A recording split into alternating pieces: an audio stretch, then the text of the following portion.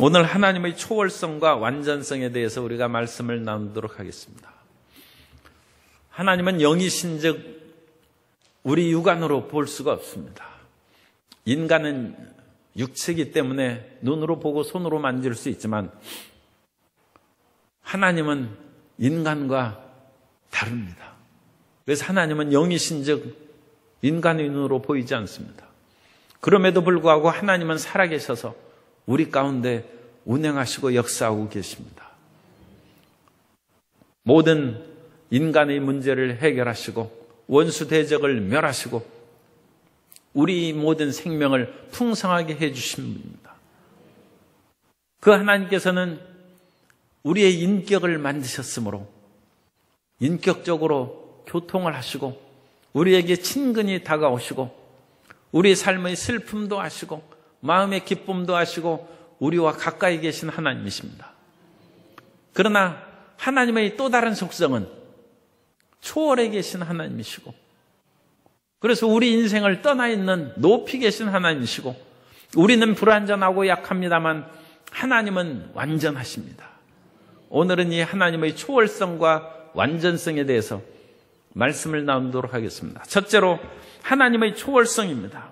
하나님은 인생이 결코 가질 수 없는 놀라운 특성을 갖고 있습니다. 우리를 초월해 계시다. 초월해 계시다. 우리의 모든 것을 떠나 높이 계신 하나님이시다. 그래서 하나님은 하늘에 계시다고 하는 것은 우리 인간에 떠나 있는 것입니다. 우리 인생은 땅을 딛고 살아가는 땅의 존재임에다만 하나님은 하늘에 계신 분이다. 그러므로 하나님 앞에서 우리가 기도할 때도 우리가 조심하라는 것입니다. 하나님 앞에서 함부로 입을 열지 말지니 이는 하나님은 하늘에 계시고 너희 인생은 땅에 있기 때문이라는 것입니다. 그래 하나님은 이와 같이 초월해 계신 높이 계신 분이십니다. 그렇다고 해서 이 세상의 어떤 그런 주장처럼 세계의 그런 어떤 모든 것을 이끌어가는 세계 정신이라든지 우주적인 어떤 정신이라고 하나님을 평가하는 것은 잘못된 것입니다. 하나님은 이 우주 위에 계신 하나님이시고 지구의 대기권 위에 계실 뿐만 아니라 우주는 지금 현재 계속 팽창하고 있기 때문에 사람들이 그 끝을 알 수 없다고 합니다. 그런데 그 우주의 끝 너머에 하나님께서는 계시고 그 우주 끝 밖에서부터 모든 우주를 품으시는 높이 계신 하나님이신 줄 믿습니다. 이 세상의 모든 것들 우주라 할지라도 그것은 눈으로 보고 손으로 만질 수 있는 것이고 아득히 멀어가지고 인간의 힘으로는 우주 끝에 도달할 수는 없습니다. 그러나 그것은 한계가 있죠. 그러나 하나님은 그 한계를 초월해 계신 분입니다. 어찌 하나님이 그런 일이 있을까? 그렇게 생각해도 일찍이 수천 년 전에 중국의 그런 학자가 그런 생각을 했어요.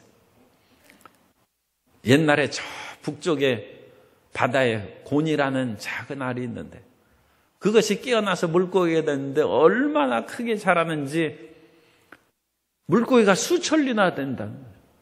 그런데 그 물고기가 변해서 붕새가 되는 거예요. 그런데 그 붕새도 얼마나 큰지 날개가 수천리가 되는 거예요. 그래서 그 붕새가 한번 날아오르면 9만 리를 높이 날아오는 거예요. 그러니까 비행기를 타면 비행기가 그 쭉 하늘로 날아오르지 않습니까? 날아올라서 한 1000m, 1km 정도 이렇게 올라갔는데 이 붕새가 9만 리를 날아올라서 거기에서 6개월 동안 쉬지 않고 날아간다. 이 고대의 사상가가 어떻게 그렇게 참 기발한 생각을 했는지 참 놀라운 것이죠. 그리고 그런 말을 하니까 사람들이 비웃었어요. 그 사람들을 이제 매미나 그런 메추라기 그런 새들에 비유한 거예요. 그런 메추라기나 참 그 매미들이 비웃는 거죠. 우리는 한번 날아오르면 몇 미터 못 나가서 다시 풀섭에 떨어지고 그러는데 세상에 어찌 그런 일이 있겠느냐. 인간의 생각으로는 하나님이 이 막막한 우주 너머에 계시는 그런 위대한 분이 어찌 그런 일이 있겠느냐. 그런데 요즘에 그런 그 우주 공상 그런 영화라든지 그런 그 만화나 이야기를 보면 희한한 그런 수억 년 전의 그런 그 우주의 정신 또는 우주적인 어떤 존재가 나타나서 그런 근원적인 힘을 가지고 이 지구를 깨뜨렸다가 붙이기도 하고 하는 그런, 왜냐하면 그거 생기기 이전부터 있었던 것이니까. 그래가지고 그런 것으로 사람들을 만들고 어떤 희한한 존재를 만들고 그것을 인해서 게임도 하고 우주전쟁도 하고 그러는데, 그것을 하다가 사람이 정신이 이렇게 헷가닥 가는 경우가 있어요. 왜냐하면 그런 그 생각의 범위가 이 지구라든지 은하계를 뛰어넘어서 또 우리가 살고 있는 100년, 1000년, 만년을 뛰어넘어서 수억 년으로 하니까 인간의 정신이 감당을 못해요. 그래서 정신이 이제 이상하게 변한 것이죠. 그러나 하나님은 그 모든 것 위에 초월해 계신 하나님이십니다. 그러므로 하나님께서는 그 심령도 치료할 수 있고 망망에서 끝없이 뻗어나가는 그 정신을 주님께서는 붙잡아 주실 수 있는 것입니다. 그것이 하나님께서 높이 계신 하나님, 초월해 계신 하나님의 그런 의미입니다. 이사야 6장 1절에 보면 우시야 왕이 죽던 해에 내가 본즉 주께서 높이 들린 보좌에 앉으셨는데 그의 옷자락은 성전에 가득하여, 여기서 높이 들린 보좌가 하늘 위에 높이 계신 그런 의미입니다. 욥기서 11장 7절 이하에서도 말씀합니다. 내가 하나님의 오묘함을 어찌 측량하며 전능자를 어찌 능히 완전히 알겠느냐. 하늘보다 높으시니 내가 무엇을 하겠으며 스올보다 깊으시니, 스올은 이제 그 지하의 세계, 죽음으로서 들어가는 세계, 그 스올보다 깊으시니 내가 어찌 알겠느냐. 그의 크심은 땅보다 길고 바다보다 넓으니라. 그래서 하나님은 인간이 상상할 수 있는 그 끝을 넘어서 계신 하나님이십니다. 그러므로 인간이 어떤 그런 마음으로 허무하게 되고 그 정신이 혼돈하게 될지라도 주님께서는 그 끝에서부터 다가오사 그 정신을 바로잡아 주시고 우리 마음을 정리정돈시켜 주십니다. 그러므로 우리는 초월하신 하나님 앞에서 겸손한 마음을 갖고 교만한 마음을 갖지 말아야 될 줄로 믿습니다.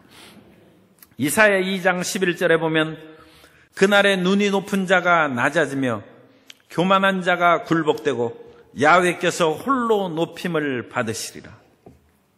사람들은 혼자 높아지고 교만하고 잘난 척하는 경우가 있는데 그것은 기껏해야 이 태양계 안에서의 생각이고 은하계 안에서의 생각입니다. 그러나 그 모든 갤럭시를 뛰어넘고 우주를 뛰어넘어 하나님은 그곳에 계시고 그곳에서 우리를 굽어보시고 그곳에서 우리를 품어주십니다. 그래서 모든 헛된 교만한 생각을 사로잡아서 하나님께 복종하고 하나님을 순종하며 살아갈 수 있도록 이끌어 주신 것입니다. 그 안에서 우리는 절대 평안함을 누릴 수 있고 어떤 허탄한 생각에 사로잡혀서 마음이 딱 잡혀야 정신이 부는데 마음이 풀려버리는 것이죠. 그런데 그 풀려버리는 것도 아무리 풀려버려도 하나님 끝 안에 있는 것입니다. 그러므로 주님을 믿으면 우리는 올바른 심신으로 건강하게 살아가야 될 줄로 믿습니다. 그리고 하나님은 초월하는 것은 또 이제 시간성으로 보면 하나님은 영원하신 것입니다. 우리는 시간의 존재입니다. 사람은 이 시간이 무한한 시간을 생각할지라도 시간이 창조됐다는 것을 우리는 생각해야 됩니다. 그 시간이 없는 세계가 있어요. 시간이 없는 세계를 우리가 생각하는 것은 우리는 불가능하죠.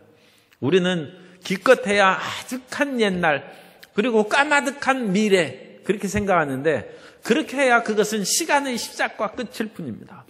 그런데 그 시간은 하나님께서 어느 시점에서 창조하신 것입니다. 그 시간이 없는 세계에 계신 것입니다. 그것을 하나님은 영원하시다고 말씀하고 있습니다. 출애굽기 3장 14절에 보면 하나님이 모세에게 이르시되 나는 스스로 있는 자이니라. 또 이르시되 너는 이스라엘 자손에게 이같이 이르기를 스스로 있는 자가 나를 너희에게 보내셨다 하라. 이 스스로 있는 자가 여호와 야훼라는 이름으로 우리가 부르는 것입니다. 모든 사람은 그 원인이 있어야 우리가 지금 생기는 것이죠. 그래서 우리가 태어난 것은 조상이 있기 때문이고, 조상은 우리 조상이 있기 때문에 태어났고, 그 조상이 어디서 왔는지 그것은 이제 두 갈래로 나눠집니다. 하나님이 만드셨다, 그렇게 하는 것이 우리 믿음의 고백이고, 그것이 여러 그런 생물의 진화 과정을 통해서 인간이 만드셨다. 그럼 인간은 이런 생물의 근원을 쫓아서 올라갑니다. 그럼 그 생물은 어디에서 생겼느냐? 생물은 무생물에서 생겼다는 거예요. 흙에서 생겼다는 거예요. 그러면 흙에서 사람을 만든 것이나 흙에서 인간이 여러 생물을 통해서 진화 과정을 통해서 나중에 인간으로 진화했다는 것이나 그게 결국은 그 얘기가 그 얘기죠. 그러면 땅은 어디서 생겼느냐? 그러면 말을 못하죠. 땅은 원래 아득한 그런 어떤 시간에 엄청난 에너지가 폭발함으로써 빛과 질량으로 물질이 생겼다. 그 하나님이 아무것도 없는 속에서 빛이 있으라며 빛을 창조했다는 그 얘기나 우주과학자들이 하는 얘기나 마찬가지예요. 물론 그런 세부적인 과정이야 많이 다르지만 결국 그 근본적인 것은 인간이 성경의 그런 얘기를 하는 것밖에 다른 그런 설명이 없습니다. 인간은 시간 안의 존재이기 때문에 더 이상은 모릅니다. 그러나 하나님은 시간을 뛰어넘는 영원한 존재입니다. 그러므로 우리가 생각할 수 있는 시간의 아작한 끝을 생각하고 이 세상이 앞으로 얼마나 더 미래로 아득하게 갈 것인가 생각할지라도 그거 생각하면 또 정신이 이상하게 되고 마음이 공허하게 될 수 있어요. 그런데 우리 예수님 믿는 사람은 그렇게 되지 않습니다. 왜냐하면 그 시간의 처음과 끝이 하나님의 손 안에 있어요. 따라서 하나님은 영원하십니다. 그 하나님의 영원의 의미가 그것입니다. 인간의 모든 시간을 뛰어넘어 계시다. 그것을 이제 시적으로 표현한 것이 시편 90편 2절에 보면 산이 생기기 전 땅과 세계도 주께서 조성하시기 전 곧 영원부터 영원까지 주는 하나님이시니이다. 그래서 하나님은 영원전부터 영원까지 하나님이시고 예수님께서 육신을 입고 이 땅에 오셨는데 사람들이 예수님을 못 알아보죠. 그래서 예수님께서 유대인들에게 말씀을 가르치다가 아브라함이 내 때에 볼 것을 보고 즐거워했다, 기뻐했다고 그렇게 하자. 아니 당신은 50도 못 됐는데 아브라함이 있기 전부터 그럼 존재했다는 얘기냐? 그래서 예수님께서 그렇다고 말씀하셨습니다. 예수님은 영원전부터 계신 하나님이십니다. 그래서 예수님께서는 요한복음 17장에서는 내가 창세전부터 하나님 아버지와 함께 가졌던 그 영화로 채워달라고 주님께서 기도하셨습니다. 그러므로 우리가 믿는 예수님은 이 세상에서 여러 가지 말을 많이 하는데 예수님은 하나님이시고 영원하신 하나님이 육신을 입고 이 땅에 오신 것입니다. 그리고 예수님은 인간이라고 얘기하는 사람도 절반은 맞는 거예요. 예수님은 인간이십니다. 그런데 예수님이 그거 인간이라고만 얘기한 사람은, 그래서 인류의 위대한 선생이라고 얘기한 사람은 절반은 모르는 거예요. 그 절반은 예수님은 근원이 하나님이시라는 거예요. 하나님이 말씀이 육신이 되사 우리 가운데 나타나셨다가 다시 이 지상에서 십자가의 모든 사역을 이루시고 부활 승천하셔서 하나님의 영원한 세계로 들어가신 것입니다.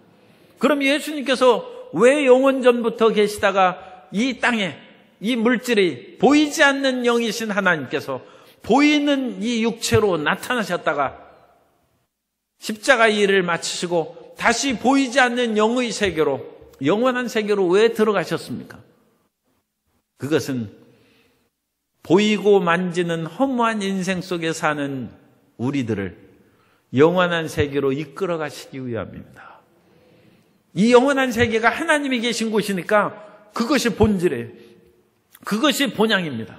우리가 눈으로 보고 손으로 만지는 것은 다 변해. 그러니까 본질이 안 해. 아니 진짜면 변함이 없어야죠. 사람들이 왜 금을 귀중하게 여깁니까?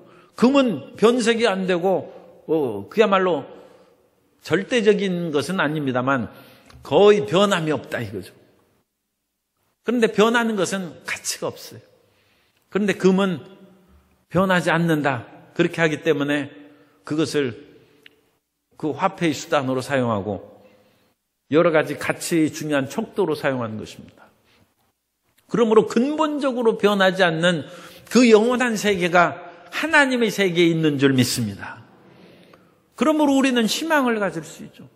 이 세상은 어찌됐든지 간에 사람의 마음도 변하고 환경도 변하고 모든 것이 다 바뀌지만 그 속에서 우리가 낙심하고 주저앉고 이 허무한 인생 탄식할 필요가 없는 것은 예수님께서 절대 불변의 하나님 아버지의 나라로 영원한 세계로 시간성을 뛰어넘어서 변화되는 시간을 뛰어넘어 시간이 없는 세계로 우리를 이끌어 가시는 것입니다.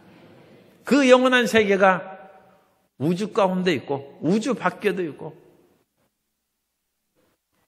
그러므로 이 세상의 우주는 인간의 과학자들이 그야말로 138억 년을 가야 된다고 그러는데 어떻게 그걸 가겠어요?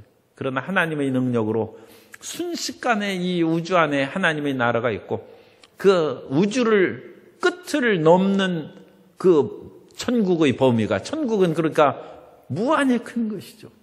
그 속에 모든 것을 품는 하나님의 역사를 베풀어 주신 것입니다. 그러므로 우리는 영원성을 생각함으로 말미암아 시간의 존재의 허물을 극복하고 주님 안에서 영원한 꿈과 희망을 갖는 성도 여러분 되시기를 예수님 이름으로 축원합니다. 그 영원하신 하나님은 변함이 없어요.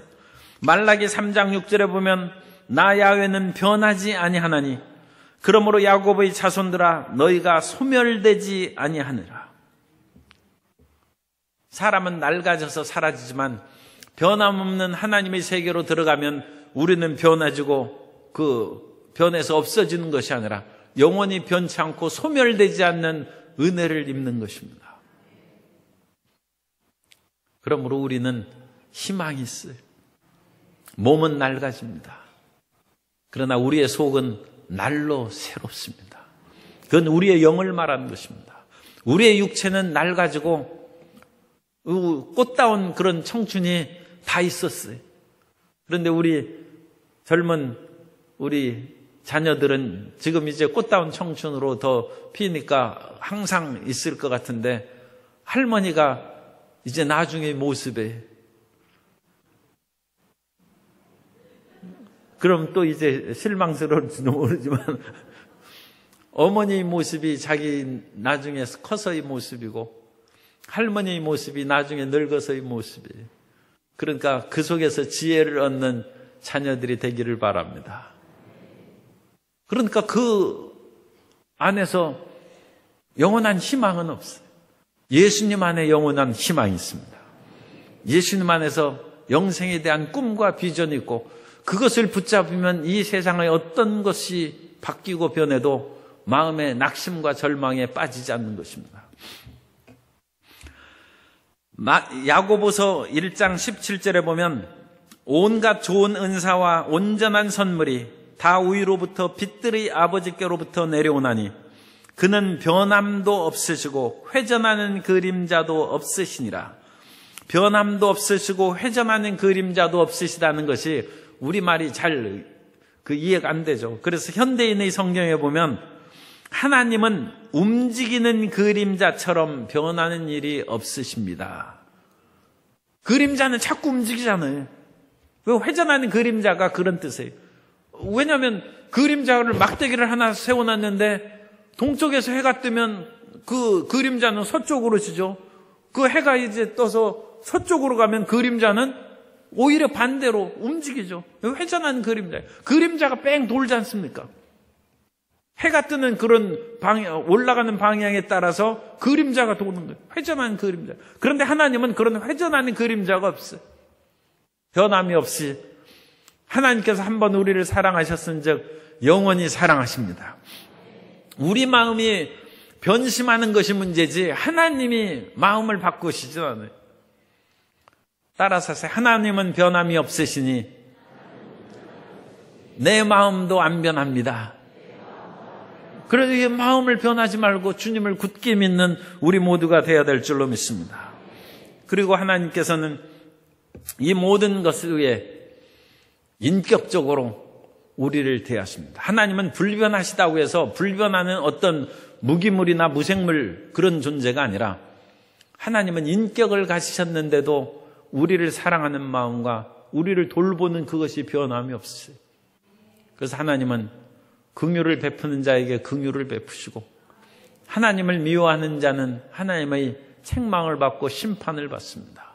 그러므로 하나님은 변함이 없으시지만 우리는 세상의 유혹에 빠지기가 쉬운즉 그 마음을 항상 하나님께 고정시키고 심지를 견고히 해서 주님을 끝까지 앙망하고 믿고 전진해 나아가는 우리의 심령이 되어야 될 줄로 믿습니다. 그러면 불변하신 하나님의 영원한 세계에 우리가 들어가는 것입니다. 그래서 하나님께서는 이와 같이 변함이 없으시고 하나님께서는 우리를 끝까지 사랑하시고 이끌어 주시는 것입니다. 두 번째로 하나님의 완전성에 대해서 우리가 말씀을 보면 하나님께서는 모든 것이 완벽하십니다. 이 세상에서 완전한 것은 항상 그 어디에서 찾기가 어렵죠. 그러나 이 세상에 완전한 것이 있어요. 그것은 하나님이십니다. 그래서 하나님께서는 완벽하게 전능하신 분입니다. 그 하나님은 천지를 지으신 능력이라고 예레미야 32장 17절에서 말씀합니다. 슬프도소이다 주 야훼여 주께서 큰 능력과 펴신 팔로 천지를 지으셨사오니 주에게는 할 수 없는 일이 없으시니이다. 그래서 하나님께서는 모든 것을 다 하실 수 있다. 하나님은 전능하십니다. 하나님은 완전하신 것이 하나님의 완전성입니다. 그래서 하나님의 전능성에 우리가 들어가면 우리의 인생이 완전히 뒤바뀌는 것이죠. 아브라함이 75세에 하나님의 말씀을 듣고 약속의 가나안 땅으로 왔어요. 그런데 그 아브라함이 하나님의 말씀을 붙잡고 왔습니다만 자녀를 낳지 못하고 여전히 수십 년의 세월이 지나갔어요. 그때 하나님께서 이 아브라함에게 나타나셨어요. 그래서 하나님께서 자녀에 대한 약속을 아브라함에게 주시고 너는 믿음에 완전히 서라고 말씀합니다. 그때 아브라함이 하나님을 믿은 것은 하나님은 죽은 자를 살리시고 없는 것을 있는 것 같이 부르시는 하나님을 믿었다고 로마서에 말씀합니다. 전능하신 하나님이죠. 인생은 죽으면 끝인데 하나님은 죽은 자를 살리세요. 하나님 안에는 죽음이 원래가 없으니까 하나님의 생명에 부딪히면 우리 모든 심령이 살아나게 될 줄로 믿습니다. 하나님 안에서는 원래 아무것도 없었으나 하나님께서 우주와 천주 만물을 창조하셨어요. 그러므로 하나님에는 없는 것이 있는 것처럼 부르신 것입니다. 그러므로 우리는 전능하신 하나님 앞에 나아가면 우리가 아무것도 없을지라도 우리는 있는 자가 되는 것이고 죽을 목숨을 가진 사람도 하나님 안에서는 생명이 있는 것입니다. 에스겔이 나라가 망하고 모든 이스라엘 백성들이 다 죽어가지고 마른 뼈가 됐어요.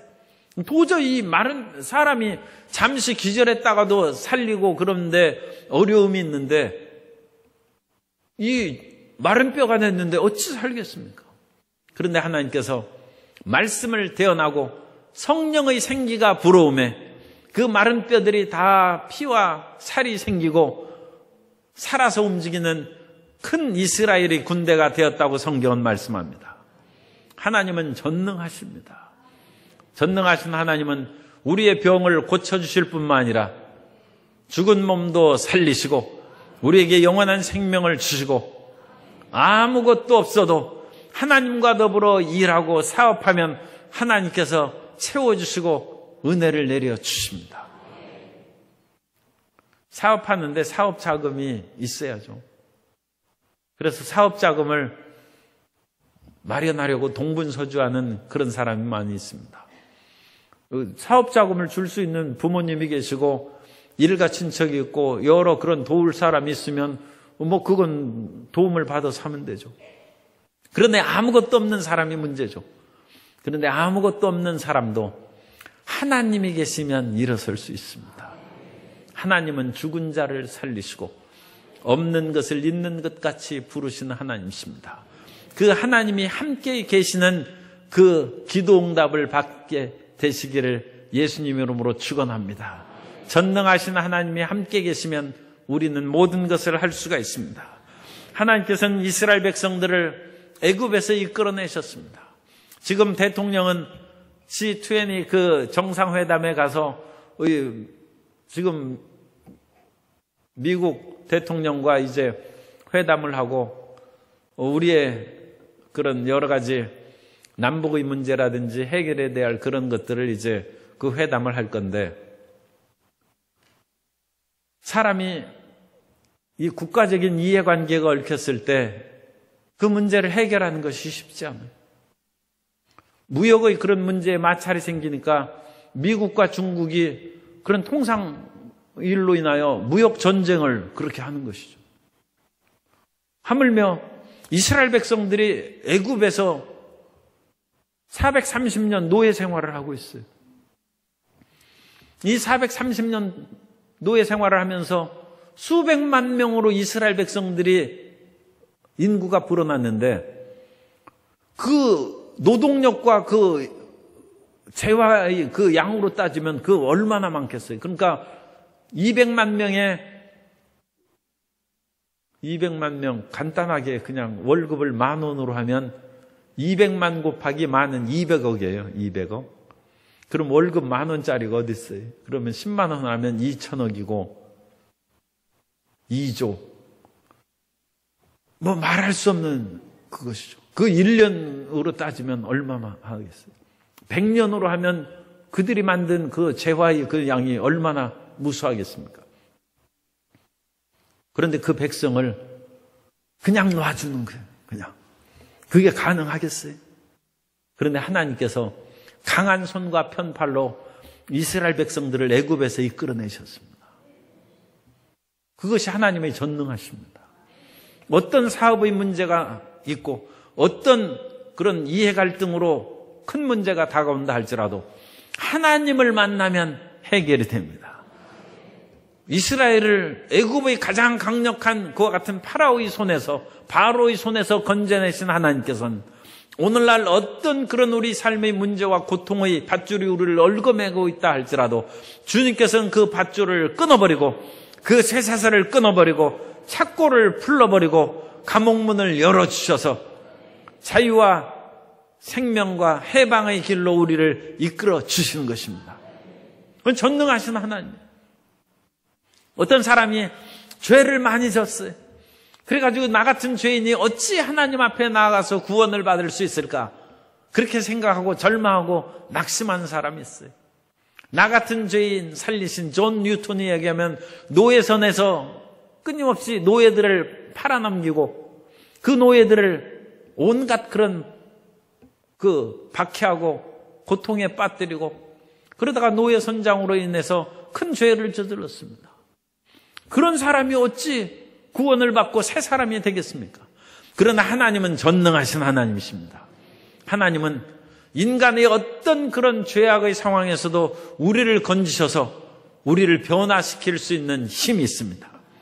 따라서 나는 전능하신 하나님 안에서 변화됩니다. 나는 변화될 수 있습니다. 나는 새롭게 됩니다. 그것이 하나님의 전능하심이에요. 그러니까 우리가 물질적인 세계라든지 외부 이런 모든 세계만 하나님께서 변화시킨 것이 아니라 내 마음의 그런 죄악과 세상에 대한 그런 미련과 애착, 그 마음이 주님을 만나면 끊어지고 변화되게 될 줄로 믿습니다. 하나님은 능력의 하나님이십니다.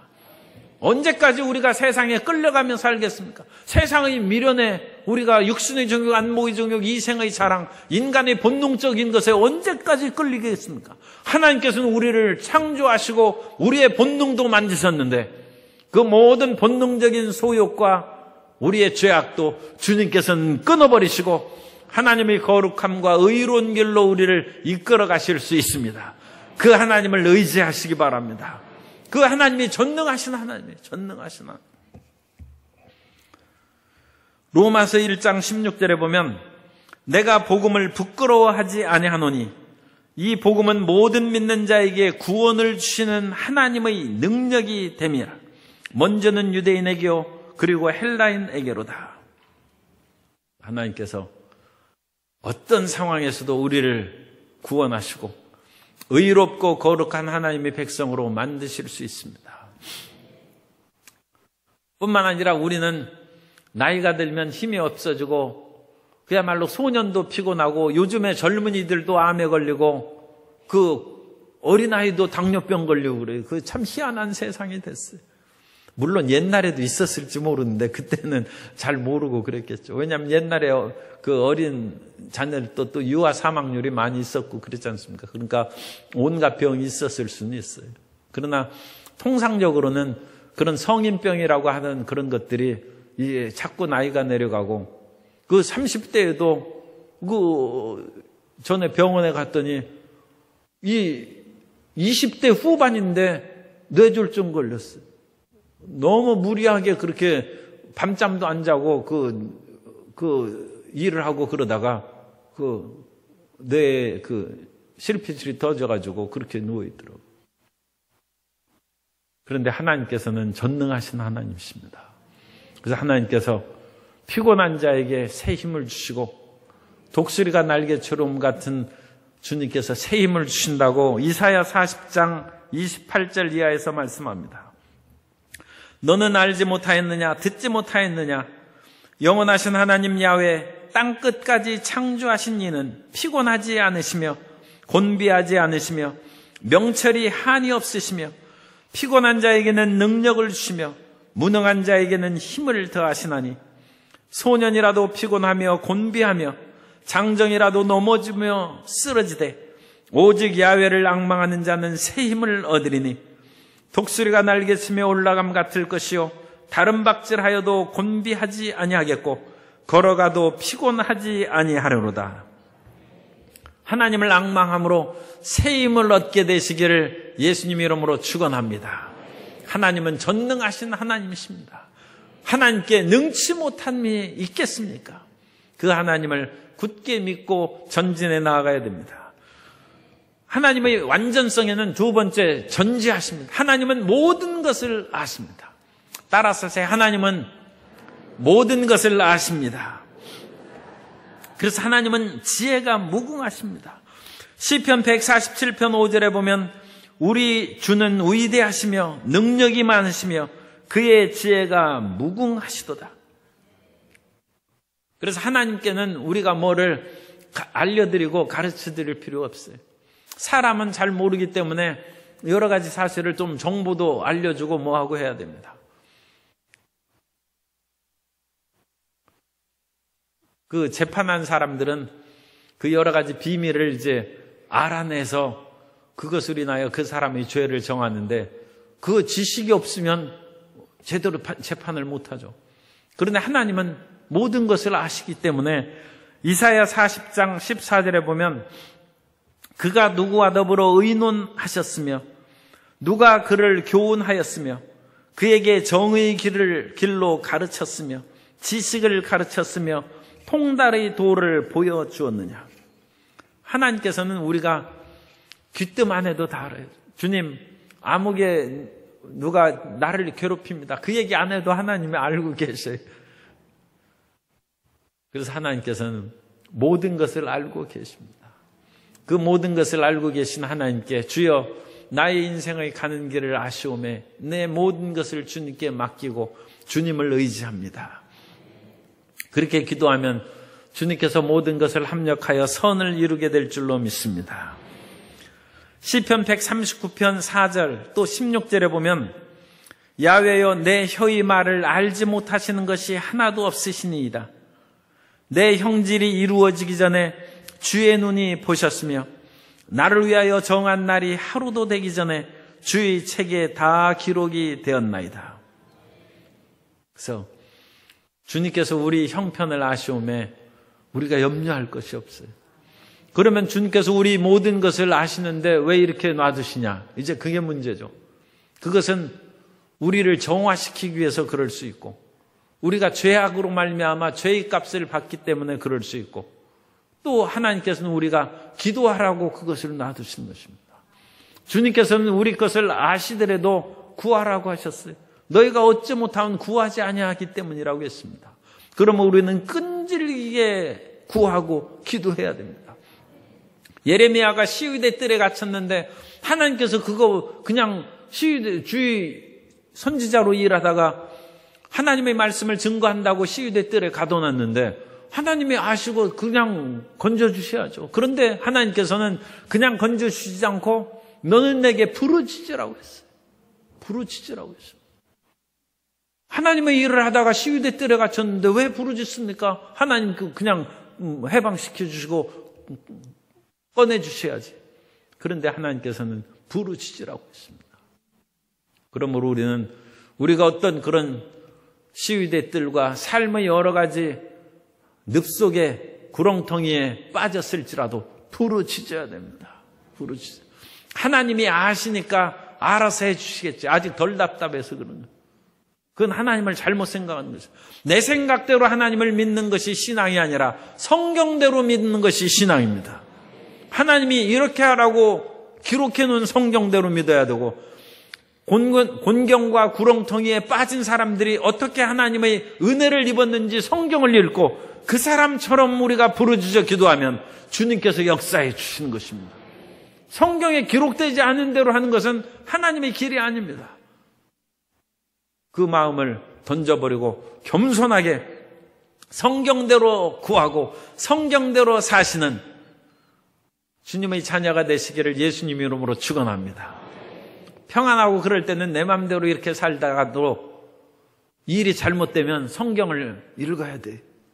그래서 이 어려움에서 어떻게 빠져나왔는지 그 성경의 인물들을 보고 그와 같이 행하고, 주님 2000년 전에 이와 같은 일로 건지신 것처럼 3000년 전에 기드온이 그와 같이 곤경 가운데 구원을 받은 것처럼 나도 이 어려운 역경에서 건져 주옵소서.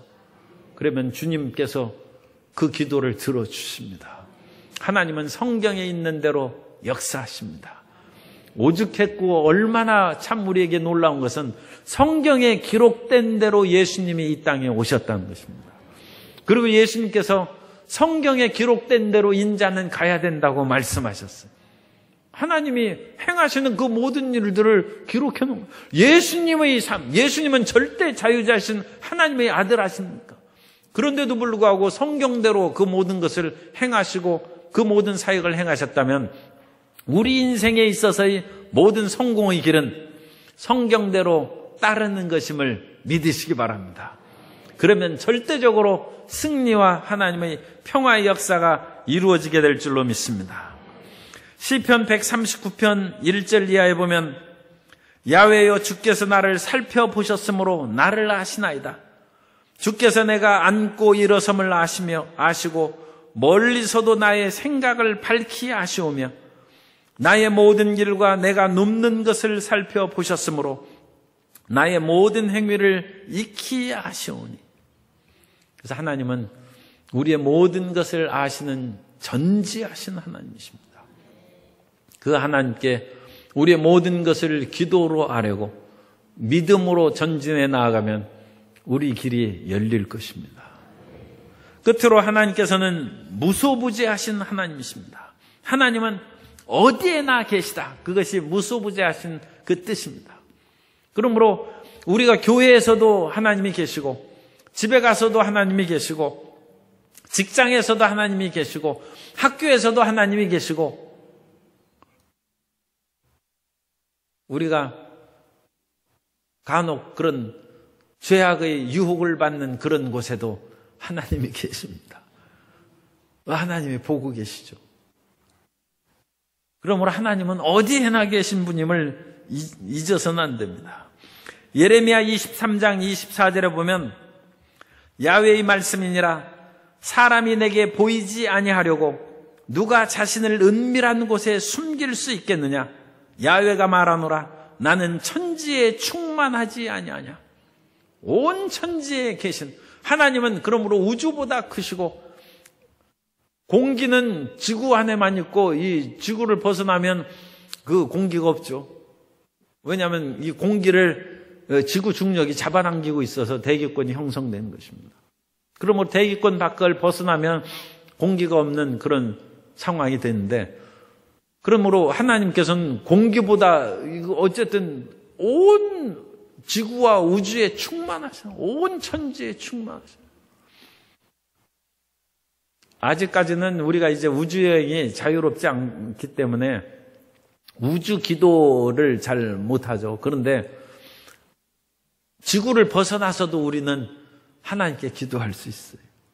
하나님은 이 지구 안에만 계신 것이 아니라 우주선을 타고 화성을 향해 가면서도 우리는 기도할 수 있고, 태양계를 벗어나서도 하나님께 기도할 수 있고, 온 우주에 충만하신 하나님을 우리는 믿어야 됩니다. 하나님은 무소부지하신 하나님이시다. 사도행전 17장 27절 이하에 보면 이는 사람으로 혹 하나님을 더듬어 찾아 발견하게 하려 하심이로다. 이로되 그는 우리 각 사람에게서 멀리 계시지 아니하도다. 우리가 그를 힘입어 살며 기동하며 존재하느니라. 너희 시인 중 어떤 사람들이 말과 같이 우리가 그의 소생이라 하니. 그러니까 하나님께서는 우리에게 멀리 계시지 않고 우리가 하나님을 힘입어 살아가고 있는 것입니다. 공기가 우리에게 함께 있는 것처럼 하나님께서 우리 숨 쉬는 곳마다 함께 계신다는 것을 믿으시기 바랍니다. 그 하나님께서 예수 그리스도 안에서 우리를 사랑하시는 것입니다. 하나님께서는 모든 사람에게 함께 있습니다. 그러나 도움을 베푸는 것은 그리스도 예수 안에서 우리를 사랑하심으로 도움을 베푸시는 것입니다. 그러므로 하나님이 온 땅에 충만한다고 해서 모든 사람이 다 생명을 얻고 도움을 받는 것이 아닙니다. 그리스도 예수 안에서 우리가 있을 때 하나님이 우리를 사랑하시고, 우리가 그리스도 안에 있다 할지라도 내 이름으로 구하면 아버지께서 이를 시행하시는 것입니다. 그 단계적인 구체적인 것도 우리가 잊어서는 안 됩니다. 하나님의 온 천지에 충만하실 때 우리가 예수 이름으로 부르짖어 기도하면 주님께서 우리를 즉각적으로 도우시고 우리 길을 인도해 주시는 것입니다. 우리는 광주에 있을 때도 그렇고 저 멀리 아프리카에 가 있을 때도 그렇고 미국이나 그 어떤 곳에 가 있을 때에도 주님의 임재하심을 우리는 체험할 수 있습니다. 시편 139편 7절 이하에 시편 139편 7절 이하를 우리 다 같이 읽도록 하겠습니다. 내가 주의 영을 떠나 어디로 가며 주의 앞에서 어디로 피하리이까. 내가 하늘에 올라갈지라도 거기 계시며 스올에 내 자리를 펼지라도 거기 계시니이다. 내가 새벽 날개를 치며 바다 끝에 가서 거주할지라도 거기서도 주의 손이 나를 인도하시며 주의 오른손이 나를 붙드시리이다. 내가 혹시 말하기를 흑암이 반드시 나를 덮고 나를 두른 빛은 밤이 되리라 할지라도 주에게는 흑암이 숨기지 못하며 밤이 낮과 같이 비추이나니 주에게는 흑암과 빛이 같음이니이다. 그래서 우리가 어떤 혹시 깜깜한 밤중에 다닐지라도 주님께서는 대낮같이 우리를 살펴보시고 우리를 지키시고 함께 거하시는 것입니다. 그러므로 어떤 일이 있어도 두려워하거나 걱정할 필요가 없습니다. 무소부지한 하나님께서 항상 우리와 함께 계시고 함께 계신다는 증거로 우리에게 함께와 계신 분이 성령님이십니다. 그러므로 언제 어디서나 성령님을 인정하고 환영하고 모셔드리고 의지하며 살아가는 성도 여러분 되시기를 예수님 이름으로 축원합니다. 하나님께서는 우리 삶 가운데 항상 계셔서 초월해 계시지만 주님의 도우심을 우리에게 베풀어 주시고 희망을 주십니다. 인간은 한계를 가진 존재이기 때문에 이 유한한 것으로 인해서 인간이 낡아지고 쇠약해지는 것으로 낙심할 때가 있어요. 그러나 하나님의 세계는 무한합니다.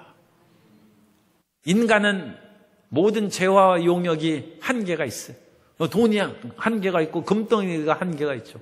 그러나 하나님은 무한하십니다.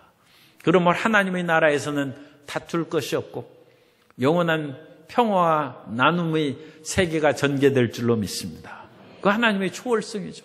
하나님은 무한하시고 물질적이나 온 그런 것으로 무한하실 뿐만 아니라 시간적으로도 무한하셔요. 그것이 영원성입니다. 하나님께서는 시간적으로도 영원하셔서 우리는 짧은 인생으로 인하여 낙심하지만 결코 하나님은 영원하시기 때문에 짧은 인생으로 인하여 낙심하지 않고 우리는 주님 안에 살아가고 하나님의 사랑은 인생은 끊임없이 변해. 사람의 마음도 변해.